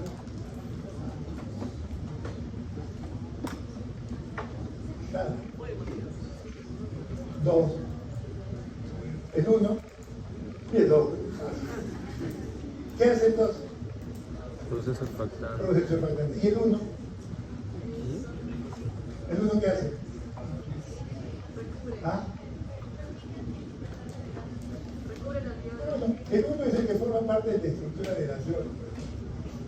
Y el 2 sí tiene una función de producir un surfactante. El 1 más es estructural que funcional. El 2 más bien sí es funcional. Produce una sustancia que es el surfactante y ese surfactante hace que los alvéolos no se logren colapsar. Pues los alvéolos quieren colapsar. ¿Y por qué quieren colapsar? Para no trabajar, igual que ustedes no quieren trabajar. Ustedes quieren que se colapse todo. Hay que ponerle a ustedes surfactante. El surfactante hace eso, evita que los alvéolos colapsen. Porque si colapsan, pues ya nadie respira. Los bebitos, cuando todavía pues están en el vientre materno, ya están a partir del 7º mes del embarazo, el pulmón todavía no está preparado para que la criatura nazca. Y entonces a veces salen 7 mesinos. ¿No? Entonces, ¿le falta qué sustancia? El surfactante. Entonces ya se fabricó un surfactante y se le da a estos niños y el niño puede nacer felizmente sin mayor riesgo. El surfactante evita de que los alveolos del pulmón en general se colapse. Este surfactante que hace disminuye la resistencia vascular que va a existir, la resistencia superficial de los alveolos lo va a hacer. ¿Quién es el encargado de producir eso? El neumocito tipo 2. 2, que es estrictamente funcional. ¿Vamos? Bueno, este es lo de la ley de Boyle, que ya hace un momento les mencioné allá, la ley de Boyle, que dice que presión por volumen es una constante. Cada vez que nosotros inspiramos, el volumen de la caja torácica aumenta. ¿Estamos? Aumenta. ¿Quién lleva las costillas hacia adelante y hacia arriba? ¿Quién lleva las costillas hacia adelante y hacia arriba? Los intercostales externos. Porque los internos, ¿qué hacen? Lo opuesto. Lo opuesto. Entonces, no solamente es el diafragma que desciende y aumenta el volumen, sino que toda la jaula torácica aumenta el volumen. Y entonces lo que vamos a hacer es, al aumentar el volumen, ¿qué debe pasar con la presión? Debe disminuir. ¿Por qué? Porque presión por volumen es una constante. Por lo tanto, en la caja torácica, pues lo que vamos a tener es que si cae la presión interna de los pulmones en relación al medio ambiente, el aire entra y se produce la inspiración. Fenómeno activo y por eso dura 2 segundos. Entonces, eso es la ley de Boyle. La ley de Boyle hace que el pulmón se llene y el pulmón también elimine el volumen que está en su interior. Esa es la ley de Boyle y Mayer. Y bueno, ahí está, en la inspiración los músculos intercostales se contraen, ¿pero cuáles? Contrae. Los músculos intercostales externos. ¿Qué pasa con las costillas? Se elevan. Si le ponemos que descienden, que el problema de ustedes, ¿ah? Van a marcar más. Pregunta de examen. El diafragma se contrae y lleva los pulmones hacia abajo, la caja torácica aumenta el volumen y el aire entra a los pulmones. Es tan fácil. La expiración, lo contrario, más sencillo, pero es un fenómeno fundamentalmente pasivo. En realidad no es pasivo, sino que gasta menos energía. No se considera pasivo como tal, pero siempre hay gasto de energía. Mi nervio vital debe aplazar demasiado. En la sístole Está adormecido. en la diástole no. Es verdad, en la diástole Me duele demasiado.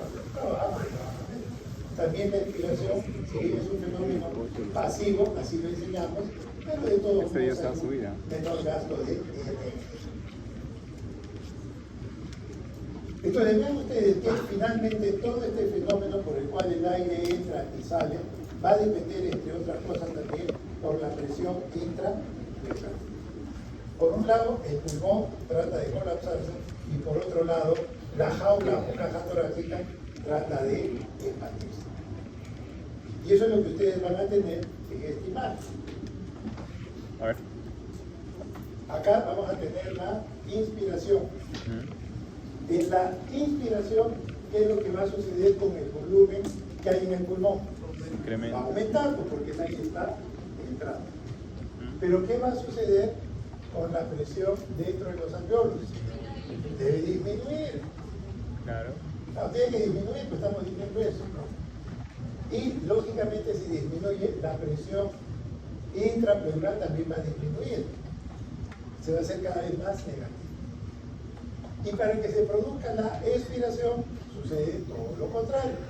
En la expiración vamos a botar ese volumen pulmonar que ingresó y por otro lado vamos a ver cómo la presión dentro del alveolo tiende a incrementarse justo por la ley de Boyle y Mayer y por eso es que el aire finalmente va a tener la salida. Entonces, eso es el principio de cómo se produce tanto la inspiración como la expiración. Bueno, es lo mismo, otro gráfico, pero es más o menos. ¿Cuál es el error de ese gráfico? ¿Qué? A ver, agudeza visual. ¿Dónde está el error? ¿Qué pregunta? Ajá. Bueno, son diagramas, pues a veces por hacerlo más bonito, pero el error ahí es que la inspiración y expiración son iguales. Y eso no es así. Eso no es así. ¿Cuánto dura la sístole cardíaca? ¿Cuánto dura? ¿Cuánto dura la sístole cardíaca? ¿Cuánto dura? ¿Ah? No me escucho. 3 segundos. ¿Sí? 3 segundos. Nada, esto no ha leído nada todavía, Carlos. La sístole. ¿Saben lo que es sístole, no? ¿Y la diástole? ¿Cuánto dura todo el ciclo cardíaco? A ver. Dura. Fíjate. No, me castiga, soy cardiólogo, me hablo USMK. 9 décimas de segundo. 9 Décima. décimas de segundo. Ala, décima. ¿Ha llevado cardiología? No. ¿O es una broma? Broma. No, pero hay algunos que ya han llevado, creo. Oficio 3, creo. Ya Pero usa. eso enseñan en el CIES. En el colegio enseñan en niño y la salud. Sí, esto le ya. No puede ser. Vaya. Pero antes de acá acá, lo que tenemos que tener en cuenta, sí, a veces uno con una cuestión nada más de diagramación puede ser interesante, pero por ejemplo, ese es un error de la persona que lo quiso hacer, pues por eso hay que tener en consideración que a veces puede salir muy bonito la imagen, pero hay ciertos errores. A ver. Muy bien. Está mal, lo voy a poner. Ya, ahí está. Ingreso del aire en la inspiración. Para que ingrese el aire a los alveolos hay que ver qué cosa. La resistencia es lo que yo les decía. ¿Dónde empieza la resistencia? En las fosas nasales. En las fosas, desde ahí empieza a haber resistencia para que el aire pueda ingresar. A ver. ¿Estamos? Entonces, la resistencia, uno lo que busca a veces es el instinto de la persona. El instinto de la persona es tratar de no hacer esfuerzo. ¿Estamos? Cuidado con el momento. ¿Un niño debe succionar el pecho o tomar el biberón? Succionar. ¿Un niño? El niño, Bebé. si le dan el biberón, ¿qué hace? Abre la boca y cae la leche. Y ya no quiere el pezón de la madre. ¿Por qué? Hace esfuerzo, pues, ¿qué quiere el niño? Flojo. Es flojo, pues, todo el mundo por naturaleza es flojo. Todo lo que se inventa, la ilustradora, todo, es para dejar de trabajar. Pues. Esa es nuestra meta, no trabajar. Bueno, entonces, lo que sucede es que en el caso de la succión, por ejemplo, del pezón, el niño tiene que hacer un esfuerzo para que la leche salga. No piensen que es un caño que le va a llegar, el biberón sí. Entonces, en este caso también uno tiene que tener en cuenta lo que va a suceder en lo que significa el aire. El aire tiene que atravesar la vía respiratoria, pero eso genera resistencia. Y entonces la persona lo que quiere, no. Eso ya no es consciente. Eso ya son cosas que uno tiene como parte de la especie, de su instinto. Supongo que ustedes han ido al cine. ¿Y qué cosa es lo primero que compran? Sacan chile. Igual sucede con el maní. Si ustedes ven en alguna mesa maní, estamos todo el día haciendo esto. ¿Por qué? Porque nosotros venimos de dónde? Del mono. Y al mono lo que le gusta es el maní, es el grano. Por eso es que nos manejan de esa manera y nos dan cancha para que la persona esté haciendo esto. Es un instinto. Eso no lo podemos cambiar, es un instinto, es nuestra naturaleza. Con cuchara. Entonces, hay personas que son capaces de ir viendo nuestro comportamiento. Por eso les toman a veces, les graban, a ustedes no se dan cuenta, pero les están grabando para entender su comportamiento. ¿Por qué no estudian estos alumnos? Y tratamos de descifrar eso y no podemos. ¿No? Pero eso ya depende de ustedes. Mucha tarea. Entonces, hay situaciones en donde nosotros lo que vamos a tener es que son fenómenos que van a ocurrir.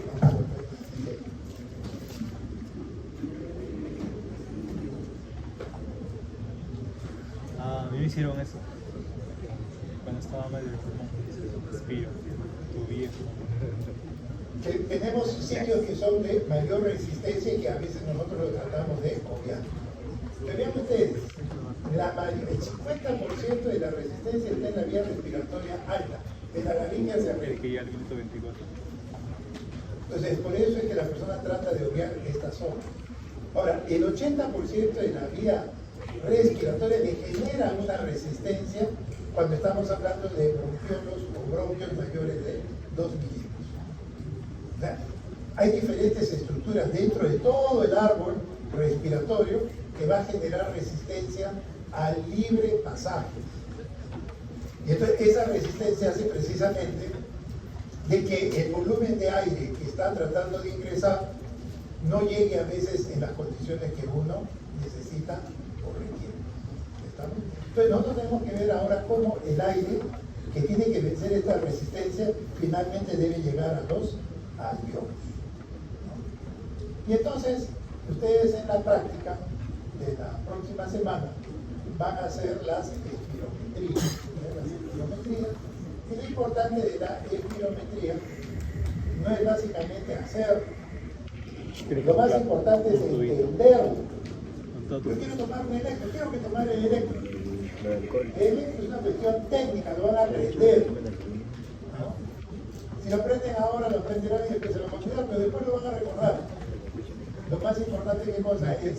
El electrocardiograma. Eso es lo que tenemos que hacer. Interpretar el electrocardiograma. No tengo problema. Yo tengo inteligencia artificial. Ya no necesito leer el electro. Bueno, les voy diciendo que no funciona en cardiología. Felizmente, por más inteligencia artificial, no puede diagnosticar ciertas cosas que felizmente todavía los cardiólogos hacemos. No creo que lo pueda hacer porque no interpreta todas las cosas todos los días. Entonces, si ustedes piensan que la inteligencia artificial es la solución, es una buena herramienta, pero si no la saben usar, también pueden tener problemas. Entonces, la idea es poder aplicar estas cosas de manera adecuada. Entonces, ustedes van a hacer las prácticas de espirometría, pero lo más importante no es solamente hacerlo, la espirometría, interpretar las curvas. Eso es lo que nosotros tenemos que hacer. Pues bien, esto de capacidades y volúmenes, que es lo que se maneja finalmente en la ventilación, tenemos en primer lugar el volumen tidal. El volumen tidal es el volumen de aire corriente, que es lo que se mueve constantemente, tanto que ingresa como que sale. Igual que entra, también tiene que salir. Es más o menos eso, 500 mililitros. Y después vamos a tener dos tipos de volúmenes de reserva, inspiratoria y expiratoria. Y hay un volumen que se llama volumen residual. Ese volumen residual nunca sale del pulmón. No significa que ese volumen siempre está allí, como tal. No vayan a pensar que esto es un aire que se va envejeciendo. Cada vez que entra el aire va intercambiando todo, pero siempre va a quedar un volumen residual. Siempre va a haber un volumen residual. ¿Estamos? ¿Para qué sirve el volumen residual? ¿Alguien ha leído? Evitar el colapso. No, está bien, pero ¿para qué sirve?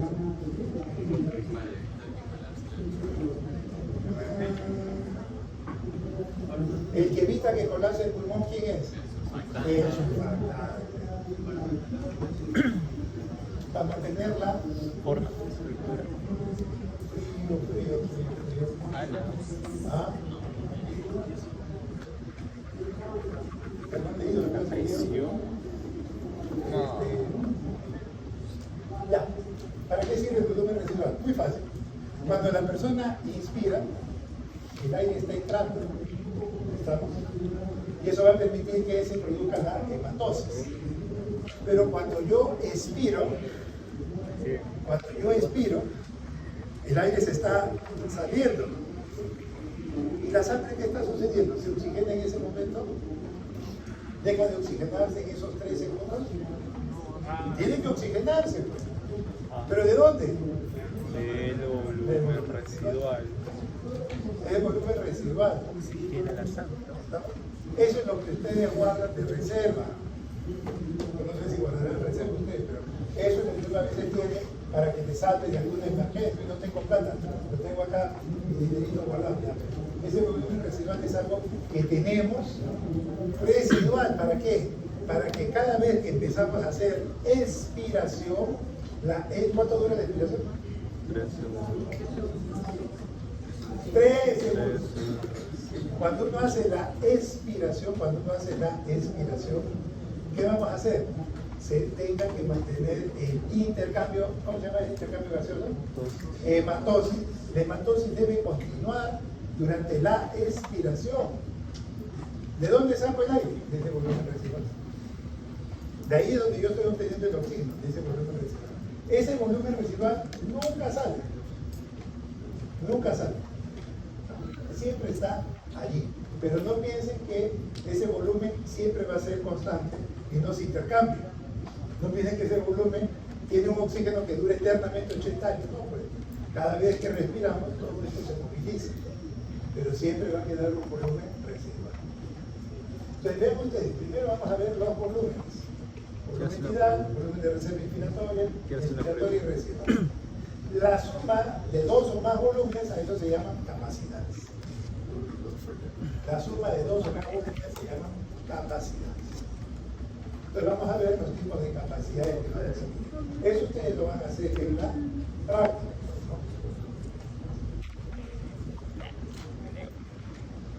Entonces yo, por ejemplo, en un primer momento, si ustedes me siguen acá,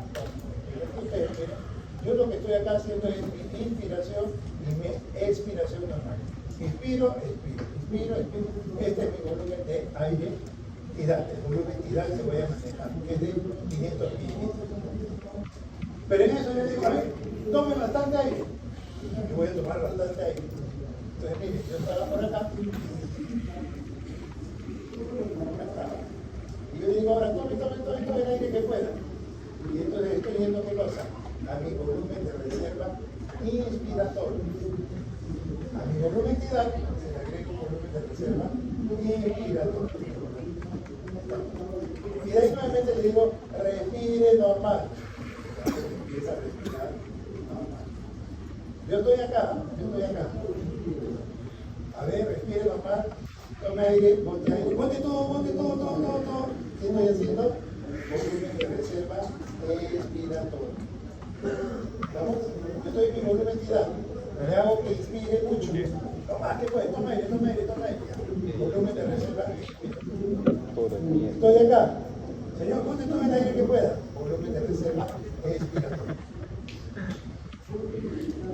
¿Alteré en algo el volumen residual? No, porque el volumen residual no lo manejo. Yo no lo puedo manejar. Luego manejo mi volumen tidal, mi volumen de reserva inspiratorio. Lo mismo que mi volumen de reserva expiratorio. Entonces empezamos a hablar, por ejemplo, de la capacidad. Entonces, hablamos de capacidad expiratoria, eso lo van a hacer ustedes en la práctica. Y bueno, lo que va a interesar es lo siguiente, que yo puedo movilizar una cantidad de aire, señor, yo estoy acá. Le digo, señor, tome todo el aire que pueda, me voy hasta acá, llegué hasta acá. Y le digo, ahora bote todo lo que pueda, bote todo, y llega hasta acá. A eso se llama capacidad.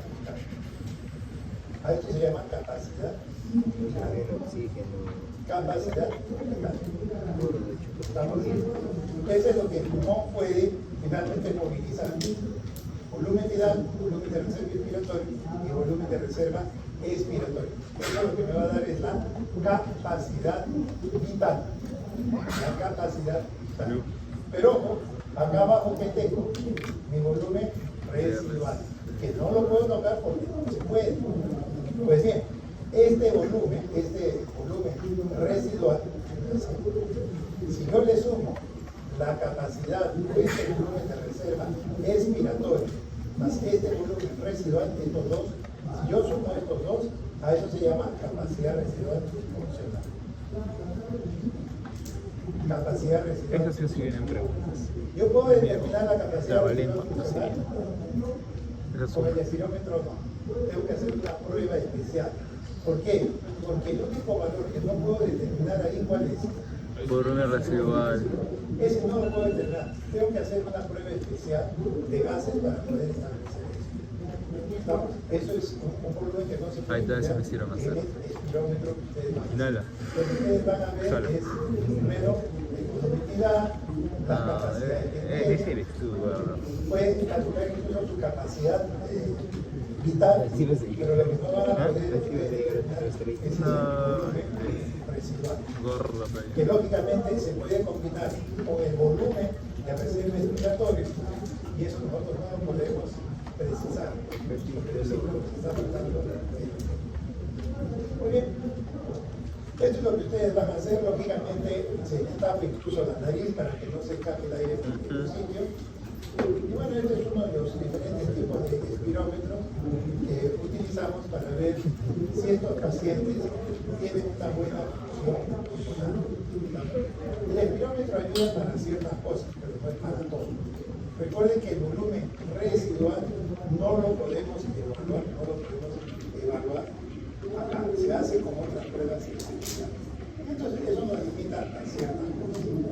Muy bien, entonces para hacer esta prueba, lógicamente el paciente tiene que estar, como en este caso, por ejemplo, ahí se le ha tapado las narinas, se le coloca el espirómetro y la persona tiene que tomar, ahí de hacer todos los ejercicios que hemos dicho, dependiendo de lo que yo quiera calcular. El volumen de reserva respiratoria, el volumen de reserva respiratoria, determinar la capacidad vital. Hasta ahí podemos.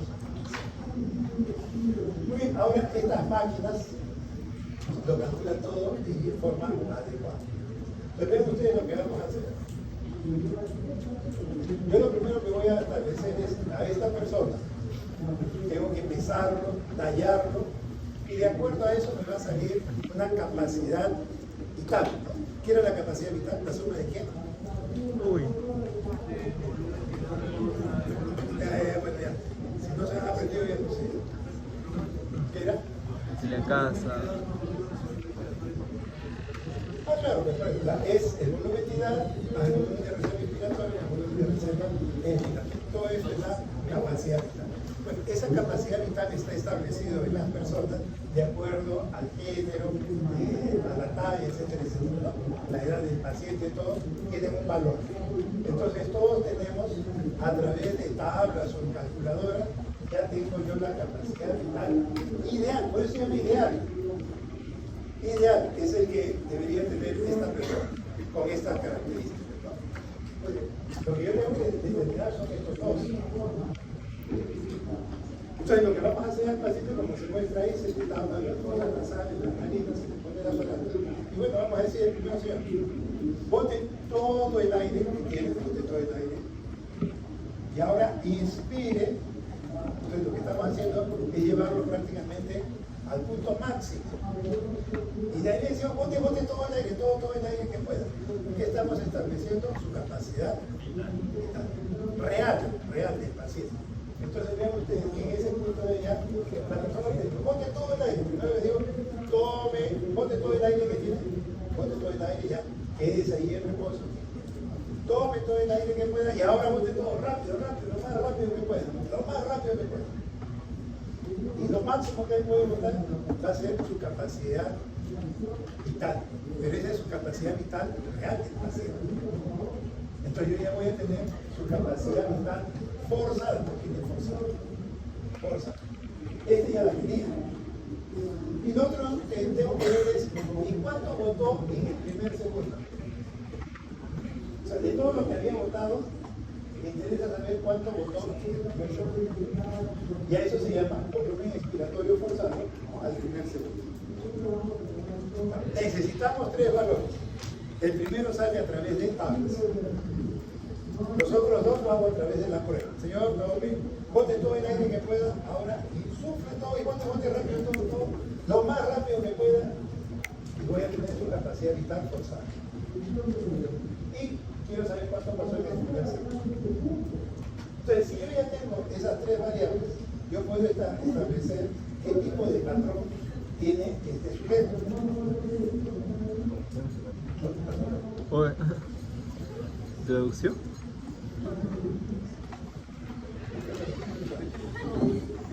Ya acabó ya.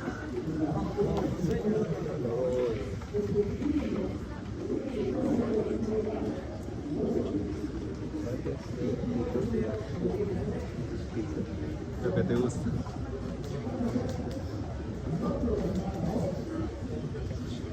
Mire, Lo que te gusta. conclusión.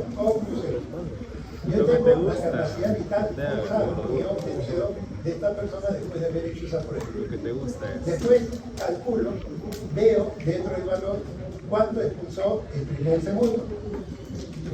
El tercer valor es la capacidad vital ideal, eso lo saqué por tablas. Y ahora lo único que tengo que hacer son dos divisiones. Tengo que dividir la capacidad vital del paciente entre su ideal. Yo tengo que dividir la capacidad que el paciente ha hecho entre o versus la capacidad ideal a través de tablas. Si su valor está por encima del 75%, eso es normal.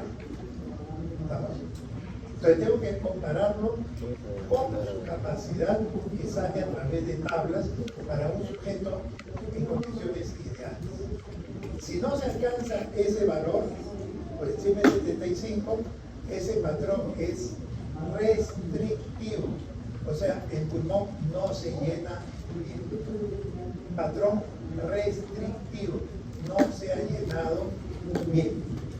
¿No? Si está por debajo del 75%, esta relación de capacidad vital forzada del paciente entre su ideal, a eso nosotros vamos a llamar patrón restrictivo. Ese es uno. Y el otro es determinar, ¿es obstructivo o no? Obstructivo significa que yo tengo dificultad para sacar el aire. ¿Puedo sacar todo el aire? Sí, pero me demoro mucho. Entonces, para poder determinar eso, ¿qué tengo que establecer? El BEF1, el volumen expiratorio forzado, al primer segundo, y eso lo divido entre su capacidad vital neto. No el ideal, sino lo que él hizo en la máquina. Entonces yo divido el BEF1, su capacidad en el primer segundo, en relación a toda su capacidad que él tiene en forma real. Y si está por encima del 75% no hay problema. Pero si está por debajo del 75%, significa que hay un problema obstructivo. El aire no puede salir de forma adecuada. Entonces, sale el aire, pero con mucha dificultad. Entonces, por ejemplo, un paciente que sufre de asma, en el asma los bronquios están cerrados. Entonces, el aire no se puede mover en forma adecuada. Y entonces lo que va a generar es que el aire tenga dificultad para poderse movilizar. Y lo que va a tener son patrones obstructivos. A eso se llama, por ejemplo, el FOC, enfermedad pulmonar obstructiva crónica. Entonces, la espirometría nos va a servir para determinar si el sujeto tiene un patrón normal ventilatorio o si tiene un patrón restrictivo y obstructivo. Vean ustedes acá. En el restrictivo, él no logra alcanzar lo que debería ser de acuerdo a sus condiciones físicas, edad, género, etc. Él no alcanza eso. ¿Por qué? Porque sus pulmones están restringidos. Y lo puedo determinar a través de esta relación.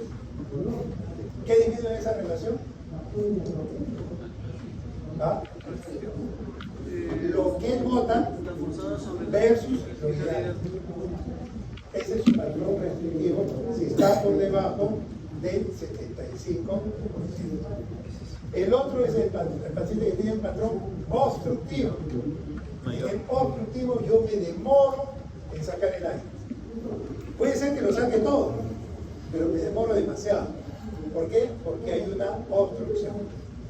Y para eso uso el BEF, que es el volumen expiratorio forzado, pero al primer segundo. En el primer segundo de mi expiración, ¿cuánto debo botar? Más del 75 o más del 75%. Si no alcanzo a ese valor, yo estoy teniendo un patrón. Entonces, ¿tenemos patrones restrictivos, doctor? ¿O no? ¿Sí? ¿Hay obstructivo? También. También. ¿Qué otro patrón puede haber? Normal. ¿Ah? No, pues es normal, es normal. Hay patrón restrictivo, hay patrón obstructivo. Sí. Ya está cansado, yo creo que van a ser las 6 y nada. La clase hasta las 7, a mí me han dicho. Break, break, break, break. Fácil, pues. Tengo restrictivo, obstructivo. Un mixto, pues. Obstick Un restrictivo. mixto. Tiene restrictivo Obstructivo. y tiene obstructivo. Oiga, tiene asma y tiene también su uno nefrótico. Hay 3 tipos de patrones. Aparte, lógicamente, es normal, pero aparte, es un patrón anormal. Ah, no. Tenemos el restrictivo, tenemos el obstructivo. Pero ¿qué pasa si en los dos está por debajo del 75%? Guay. El mixto, pues, Mixto. tendrá un problema restrictivo ¿Qué haces? y a la vez también tendrá un problema obstructivo. Yo creo que se cansaron ustedes, ¿sabes? Tienen que tomar un Poquito. siguiente para la siguiente semana. Bueno, ¿hasta ahí alguna pregunta? Muy bien, entonces van a sacar un papel y poner su nombre y me van a hacer un mapa conceptual. Mapa conceptual, ¿sabes lo que es un mapa conceptual? ¿Ahora? Un mapa